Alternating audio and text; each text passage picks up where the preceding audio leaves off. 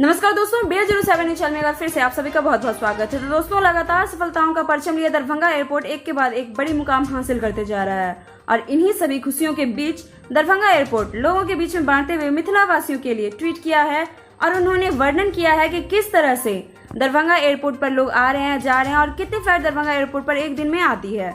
लगातार समाचार में सुर्खियां बटोरते हुए अपना परचम लहरा रहा है और कई दिनों से कई वीडियो ट्रेंडिंग कर रही है कि दरभंगा एयरपोर्ट ने किस तरह से बाकी बड़े बड़े एयरपोर्ट्स को पीछे छोड़ दिया है और इसी सब को बरकरार रखते हुए दरभंगा एयरपोर्ट कल का दिन अच्छा रहा। और हम आपको बताते चलें कि दरभंगा एयरपोर्ट पर कल के दिन 3 विमान आए और 3 विमान गए। आने वाले विमानों में यात्रियों की संख्या 402 थी, जबकि जाने वाले विमान में यात्रियों की संख्या 491 थी। कुल मिलाकर 893 यात्रियों ने सफर किया। दरभंगा एयरपोर्ट ने अपनी यह खुशियां मिथिलावासी के साथ शेयर भी किया। दरभंगा तथा दरभंगा एयरपोर्ट से जुड़ी तमाम खबरों के लिए आप हमारे चैनल के साथ बने रहें, साथ ही चैनल को लाइक से सब्सक्राइब जरूर करें।